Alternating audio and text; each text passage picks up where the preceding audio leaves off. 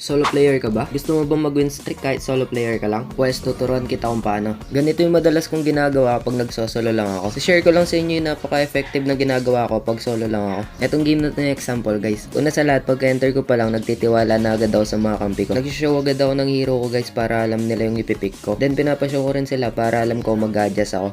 Nag-show naman sila ng mga heroes nila dito. Para makuha ko rin yung loob nila at tiwala guys. Kahit maliit na bagay lang, kino-comment ko sila. Dito nag-suggest ako ng ban, naglo at saka edit. Pero nagban sila ng Nana at saka Hayabusa. Nagagalit na sana dyan yung S2. Pero sinabi ko agad na okay lang yan kasi alam ko magagalit yan. Which is pwede maging dahilan na mag-throw siya ganun. Nagulat kami dito kasi marksman at saka tank na lang yung kulang namin. Pero may nag-jungler pa rin kaya naparoam na lang ako. Tapos naipag-swap sa akin yung S2. Mag-agree naman ako dyan kasi nakita ko na marunong siya. So isa to sa dahilan guys ba't nag-win streak ako sa solo. Nag-adjust talaga ako. Tingnan nyo, ginampanan pa ng Selena yung pagiging roamer. Hi guys, this na Shiva. Tamang poke lang ako dito. Tapos kahit kinuhanan ako ng role dito ng jungler namin, okay lang sa akin, tinutulungan ko pa rin siya. Nakita ko na namatay dito yung gold laner namin, pinuntahan namin, nag-adapter na mapatay si Fanny. Buti na lang talaga guys, hindi natuloy yung pagka-bad trip ng Selena dito. Dahil di siya na tilt or na bad trip, hindi nasira yung laro niya. Papunta sana ako dito sa gold lane ng kaso inaabangan ako ni 1-1. May kasama pa tatlo sila kanina. Dito guys, dumikit lang ako sa wall para hindi niya mabasag yung third shield. At di siya maka-ulti. Bibigay ko sana sa Claude yung kill, ang kaso nakuha ko. Pati yung kill sa Fanny's nakuha ko, kaya nagpasorry na lang ako dyan. Iniwan ko lang saglit yung Claude dito, namatay na agad. Tinatatlo kasi yan guys eh. Para kahit pa paano may trade dito, pinatay ko na lang yung Florin. Kaso sa jungler na naman may problema, nagawa na naman ng blue buff yung jungler namin. Kaya to the rescue na naman ako. Pugong-pugo na dito yung gold lane namin. Pero imbis na mag-bad trip kami sa kanya, pinugo na lang din namin yung katapat niya na 1-1. Tapos madalas pa kami magawa ng objectives ng Fanny. Isa to sa tandaan nyo guys, imbis na manisi kayo, isipin nyo na lang kung paano kayo makakabawi. Pero sa totoo lang, mahirap talaga mag-solo guys. Alam ko yung pakiramdam niyan. Yung ginawa mo na lahat, ikaw na nag-push, ikaw na nag-kill, ikaw na lahat, tapos di pa rin kayo nanalo. Pero dapat lagi mo lang tinitignan yung bright side. Manalo matalo man kayo, dapat meron ka pa rin natutunan sa laro. At saka lagi mong tatandaan, kahit natalo man kayo, at least hindi ikaw yung naging dahilan ng pagkatalo nyo. Dito guys, napatay ko na yung 1-1, ang kaso napatay pa ako ng Fanny. Dito guys, kung nakita nyo sa mapa yung Fanny, alam niya na agad kung saan siya pupunta, diba? Matik kukuha ng blue dahil alam niya nag-turtle yung kakampi ko.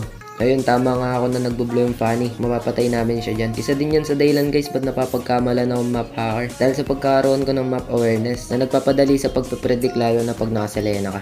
Dito guys, binasag lang namin yung mga torre nila then sumabay namin pumasok sa Lord. Kung gusto mong mas mataas yung chance na manalo kayo, mahirap talaga mag-solo guys kaya kailangan talaga ng mahabang pasensya dyan. At dapat lagi mo lang ina-enjoy yung laro. At lagi mo tatandaan, hindi mahalaga ang magogi. Ang mahalaga ikaw ay nakibahagi.